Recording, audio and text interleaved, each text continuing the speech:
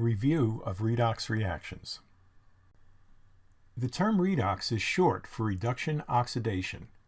We learned earlier that each redox reaction can be thought of as a combination of two half reactions. Those half reactions are balanced for both matter, which we're used to, and charge, which was kind of a new thing. The reduction half reaction takes in electrons, while the oxidation half reaction furnishes the electrons. They depend on each other since the electrons generated by oxidation are simultaneously used in reduction. In batteries, the half reactions are separated so that an EMF is generated which drives the flow of electrons from one half reaction to the other when the circuit is closed. The EMF of a battery can drive electrons through an electric circuit. To understand how that voltage is generated, we have to review our understanding of redox reactions and then apply that understanding to batteries.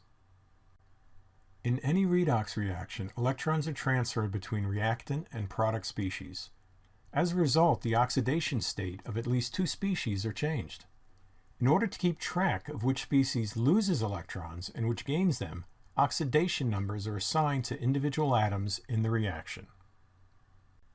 Here's a review of what we've done before in the course. Elements. Elements in their elemental form have an oxidation number of 0. Compounds. The sum of the oxidation numbers in a neutral compound is also 0. Monatomic ions. The oxidation number of a monatomic ion is the same as its charge. Polyatomic ions.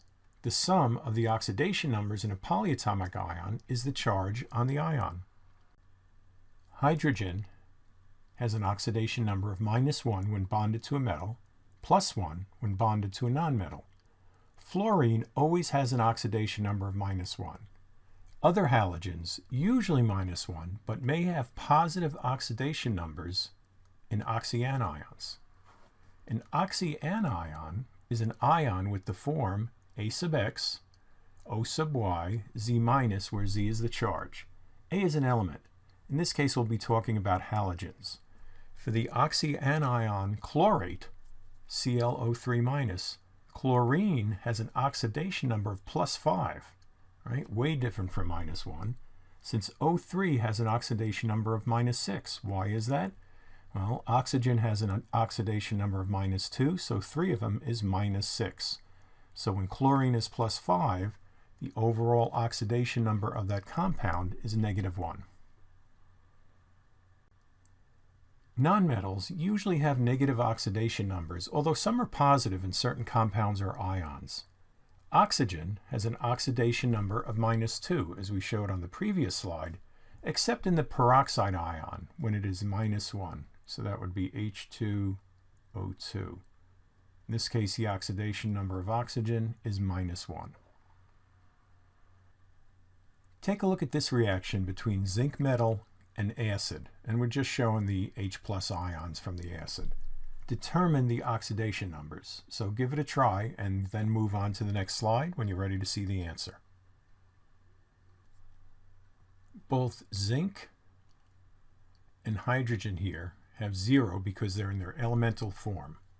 Hydrogen here, since it's H+, has an oxidation number of +1.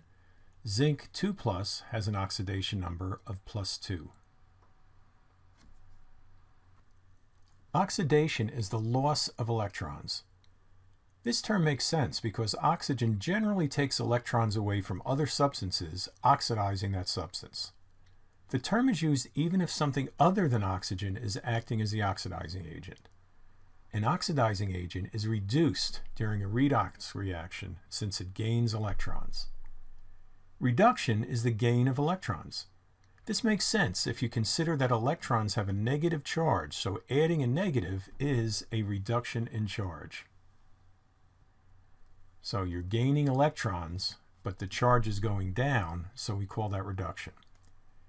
A reducing agent is oxidized during a redox reaction since it loses electrons. You can see the symmetry here between the two definitions, hopefully. Losing electrons is oxidation. Gaining electrons is reduction. So here's a little silly mnemonic that may help you remember it for exams and quizzes. Leo the lion says grr. All right, so loss of electrons, oxidation, gain of electrons, reduction. In this reaction, which substance is oxidized? Which is reduced? Give it a few thoughts and go on to the next slide when you're ready to see the answer. Zinc is oxidized since it loses electrons. It goes from neutral to +2, which means it has 2 less electrons. H+ is reduced since it goes from +1 to 0. It gains electrons. A substance which is oxidized in a redox reaction is a reducing agent, since it donates its electrons to the substance which is reduced. In this case, zinc is the reducing agent. H+ is an oxidizing agent, since it is reduced by accepting electrons. In a redox reaction, both the atoms and the electrons must be balanced. So let's show an example here. We have copper ion, 2+ here, turning into copper, so it's gaining 2 electrons. We have silver turning into a silver ion by losing an electron, so it goes from 0 to +1. Even though there is one of each atom on each side, so the reaction looks balanced, the equation is not balanced because the number of electrons lost does not equal the number gained. This can be changed by reacting more silver atoms, so more electrons are lost. So what's the difference between the top equation and this one? Well, copper stays the same, but 2 goes in front of silver solid, means it also has to go in front of the ion. So now we are balanced for both atoms and electrons. This reaction can be thought of as 2 half reactions. We have the oxidation half reaction, where zinc goes to zinc 2+, and the reduction half reaction, copper 2+ goes to copper. These half reactions are balanced for atoms, but not for charge. Balance them for charge and go to the next slide, please. When we had zinc going to zinc 2+, what happened? Right, it kicked out 2 electrons, so we have to account for them. And that's what we do right here. There's the 2 electrons. And copper went from 2+ to copper. What happened there? It picked up 2 electrons. So we add 2 electrons to the left side, just like that. If you add the 2 half reactions together, the equal number of electrons on each side cancel out and you get the full reaction.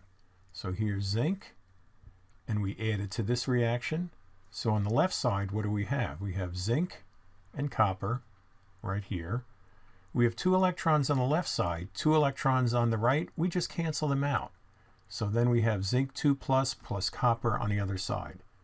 Whenever you are provided 2 half reactions, you need to add electrons to balance charge, and then make sure that the electrons are of equal number and on different sides.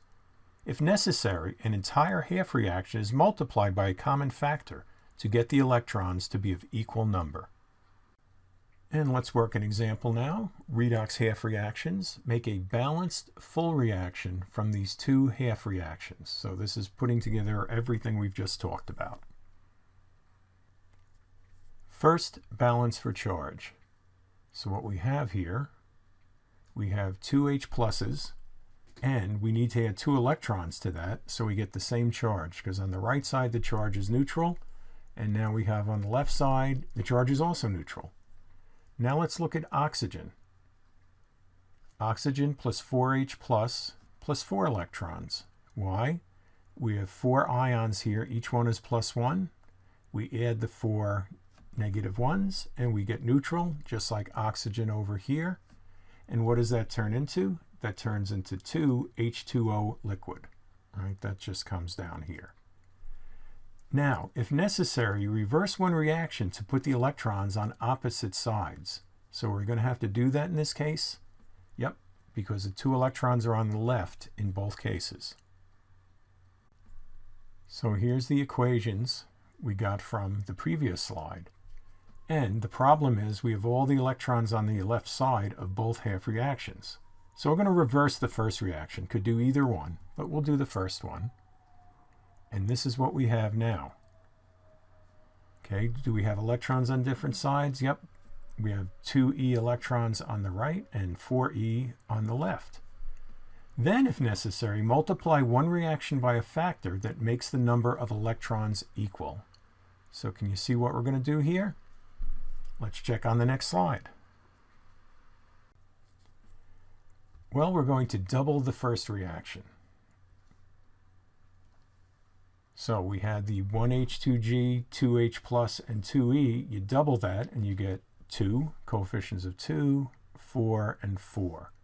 Now, hopefully you can see this 4 electrons is on the right side. We've got 4 on the left side. So what's the next step? Go to the next slide, please. Here we are, and we put them in different colors so you can see what happens. So we add them. So on the left side, we get the 2H2G, and that's all we get from that first reaction. Then we get all of these terms from the second reaction, right like that. Then on the right side, we get these two guys and the water. Now, can we cancel stuff out? Yes, we've got 4H plus aqueous on this side, and on the right side, we cancel it out. 4 electrons here, 4 electrons there, cancel it out. So we wind up with 2H2G plus O2G yields 2 waters. And then we just put everybody in the same color because we're all unified now. So that's our answer. In this spontaneous redox reaction, electrons are transferred and energy is released. However, electron transfer takes place inside the beaker, and electric energy is not captured. Heat is generated.